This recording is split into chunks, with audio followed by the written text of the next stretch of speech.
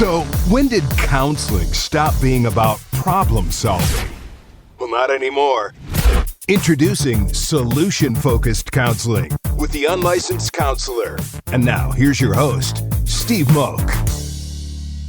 Welcome to the Unlicensed Counselor. My name is Steve Moak. Thank you so much for tuning in. We made it to episode 3. So excited and, as always, grateful to be here and share a little bit of a point of view, interesting topics that we want to dive in today. Something, surprise, surprise, that I'm extremely passionate about. But before we get into that, I want to thank our sponsors again. Couldn't do it without our folks. Starting off with ShareTech. ShareTech, the world's most advanced drug and alcohol screening test. Again, if you're listening to this podcast, you've probably been impacted by drug and alcohol addiction. If you want to be able to test for the most substances, including kratom and many other things, and see the levels of those substances, couldn't recommend ShareTech enough. Go to betterdrugtest.com and find out why people are choosing ShareTech over all those other Amazon cheapy type of cups. And then next sponsor is Easy Sheets. Again, for those short-term rental hosts, this is a professionally cleaning service for your sheets that we ship them to your door, and you can get all that turnaround time back. I'm not sending out your rental all day long having to clean those sheets. And lastly, again, I'm appealing to Stitch Fix. This podcast is also available on video. Go ahead and tell somebody at Stitch Fix that I'd love a new box of clothes sent over to me. So great, paid a couple bills. So stinking happy to be here. First thing I want to shout out to, it's spring break. I'm out here in Scottsdale, Arizona. Single moms, single dads. It's hard. I've got my little one here in the studio as we record today. I just wanted to take a moment and pause. I mean, parenting in general is challenging enough, but for all those single moms and dads, I hear you, I see you, I feel you. I just wanted to make sure I recognize some of those people.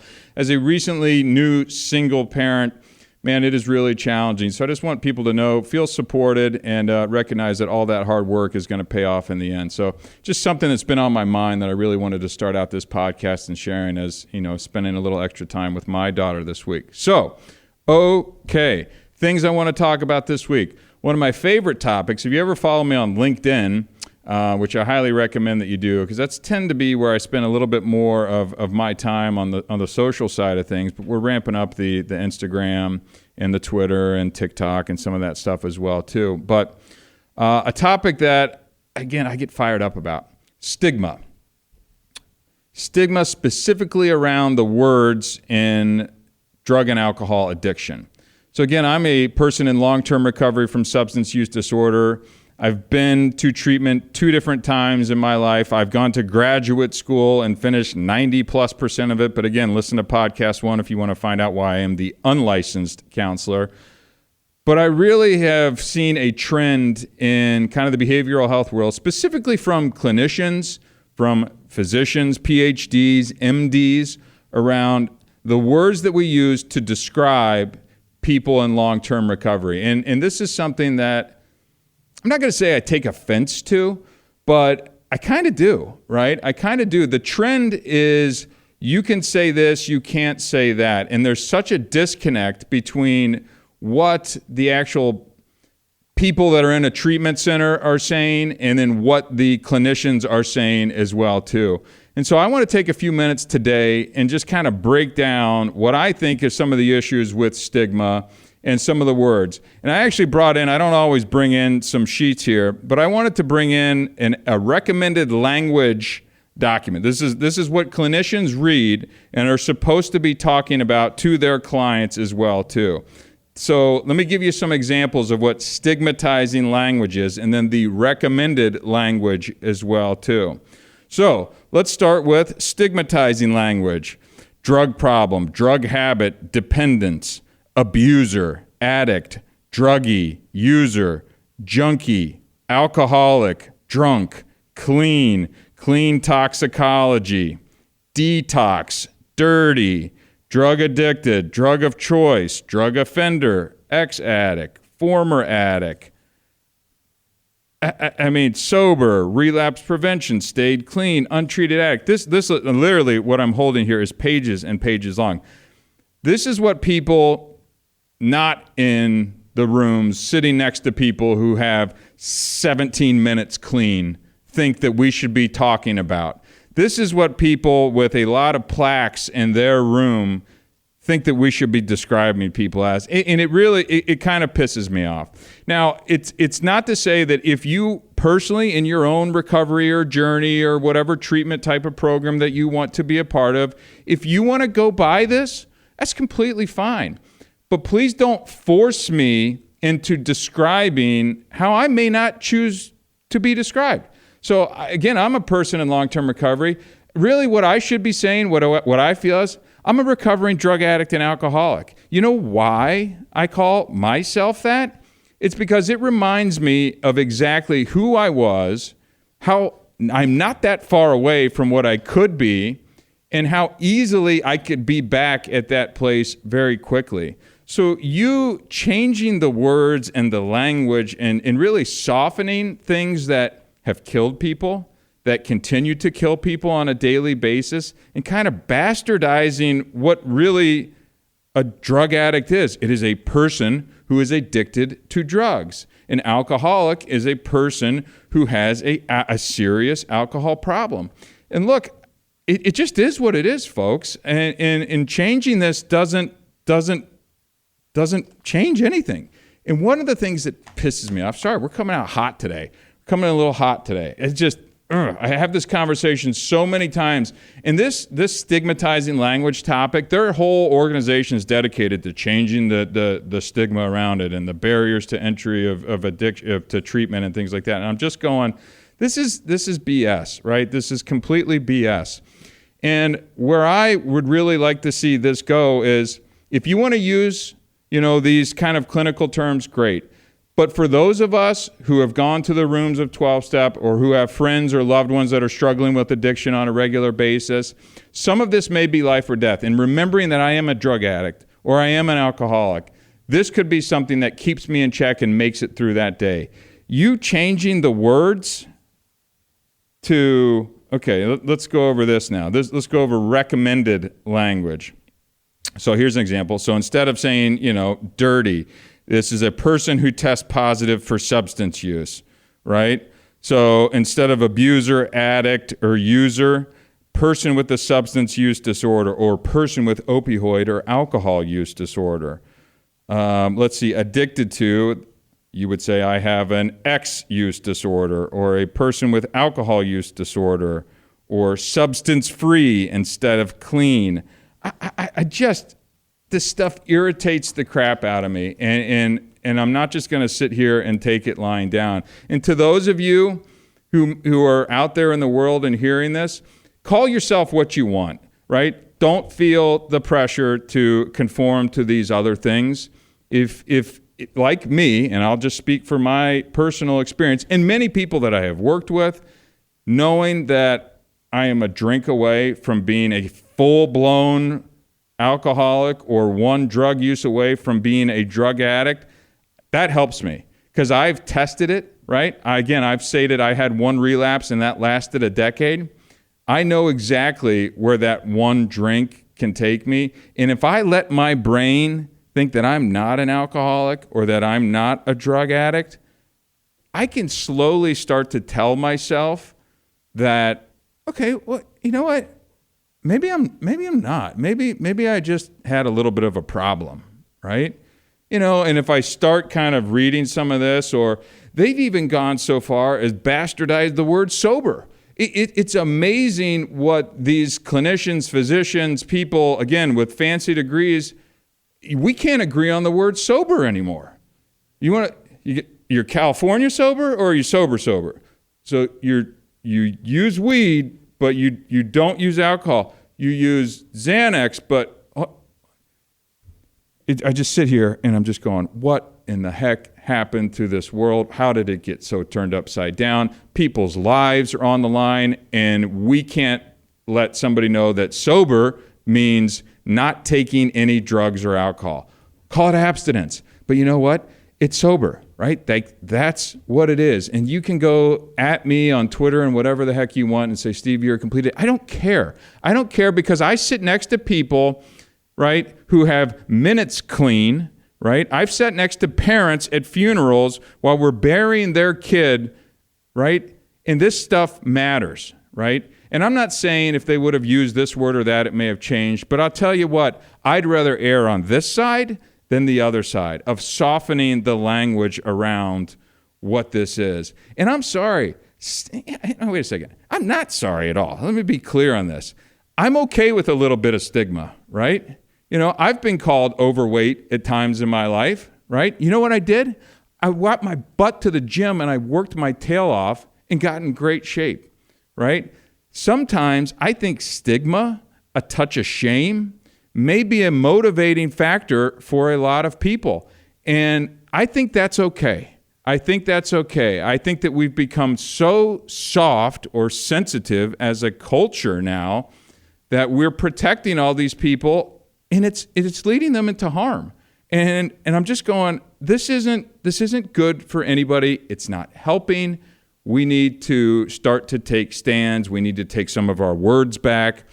Again, I'm not here, thumping AA, but they've done a lot of good, right? It has helped tens of millions, if not billions of people over the decades that it has been in existence. And yes, do they have relapse and people that still pass away from that? Yes. But you give me a program that has clear goals, clear language, and has proven results. And no, I'm not looking for a peer-reviewed journal, okay? Sometimes real life, real world experience can speak for itself. And my God, how many millions of people has that helped and continues to help? It's not perfect, but sign me up for that over what somebody on Twitter is telling me about how I should identify or how you can still be sober, and still be using X, Y, or Z drug. I feel like I need to come up for air for a second. It just gets me so stinking fired up. So, if you have additional thoughts, please shoot them to me on Twitter at The Uncounselor.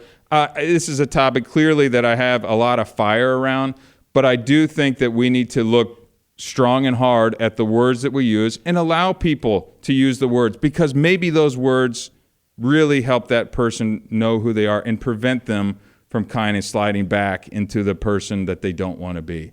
So just food for thought here. Take a look at it. There's some good articles. Look, I understand the reasoning behind this and how people kind of got to this place of stigmatizing words. Like, I get it. I entirely get it. But as with everything, it goes too far, right? And progressive, whatever political way you want to take that, just means it keeps moving, right? And I don't believe progress, which has the word progress in it, is always good. I think we've gone too far, and I want to bring it back a little bit. I want to bring it back because it matters. And it matters to the people who are struggling, and I want them to know that it's okay, right? I'm an alcoholic. I'm a drug addict, right? I know that I'm very close, and those things mean something to me. And if I get too far away in my brain from that, I know that I'm getting up to that edge where I don't want to be. Whew, okay, all right. So enough of yelling into a microphone on that today. I always like to start the shows kind of, talking about a topic that I'm passionate about, and that's certainly one that's been weighing on my mind over the course of the week. I did have a question kind of get submitted. I had a couple questions, but there's one that, again, I like to speak about things that I'm passionate about, and this one came across the inbox as well, and it was talking about, how do I stay present? Right? The conversation was a little bit around anxiety, but kind of reeled it back into how do I stay present in the moment? And I thought that was a good one in this world where we're constantly inundated with social media, 24-hour news cycle, kids, school, practice, driving, what's for dinner, husband, wife, finances. It is a lot. And life is not easy. Right? And I was just listening to a Dennis Prager podcast, and he was just saying the sooner that you figure out life is difficult, the better your life's going to be. And I was like, boom, yeah, okay. Can we just accept that? And now we can start to move forward in life. Because, man, that really resonated with me. So how do we stay present? It seems so simple, yet we're on our phones constantly. The kids, I've been asked, Daddy, Daddy, Daddy, thousands of times in the week that I've had my little one over spring break. We've got jobs, we've got bosses, we have all of these things constantly vying for our attention. So how are we able to sit, stay, be present, know where we're at in the moment, and be able to enjoy that, find that peace or centering, and some people may be laughing.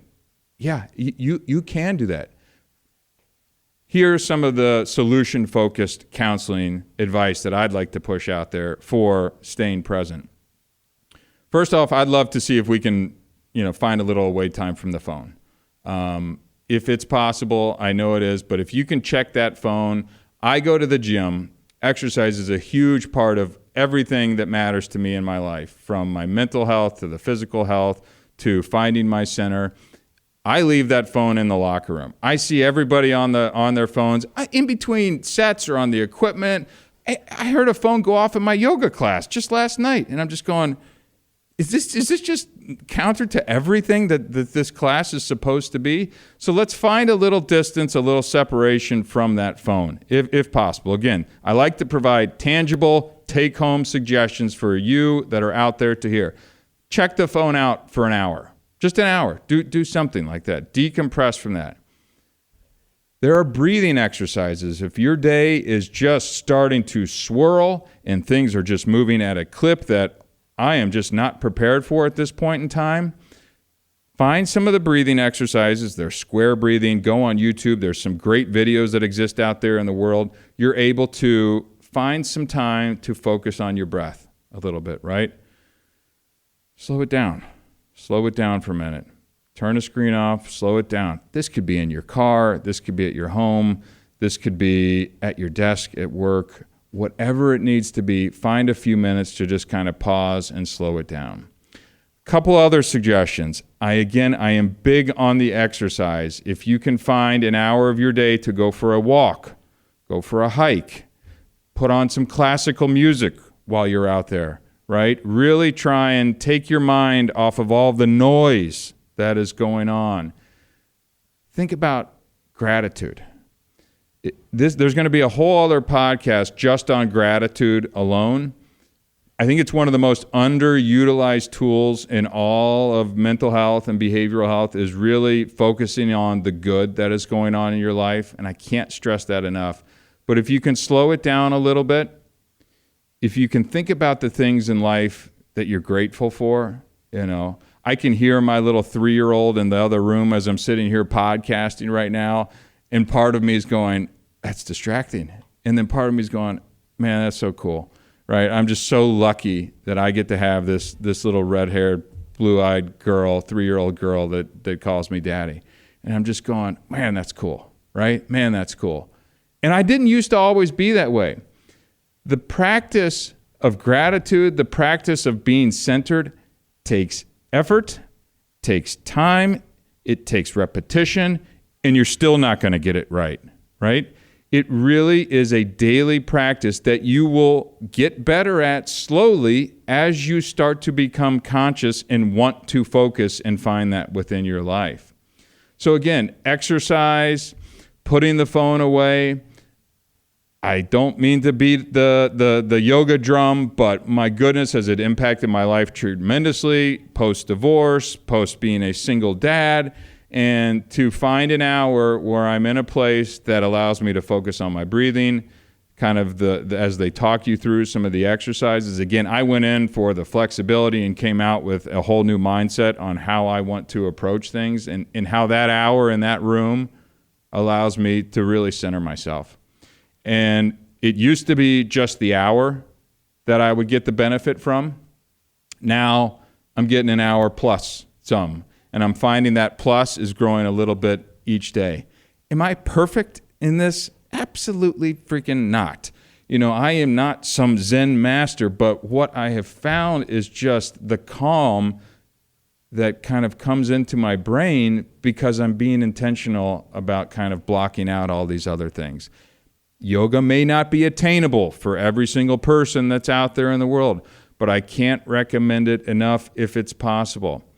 Again, if you can, get outside. I don't know where you're at, but get outside, go to nature, let the sun, take your shirt off, walk around, let the sun hit you. If you're in a cold place, go for a hike out in the woods.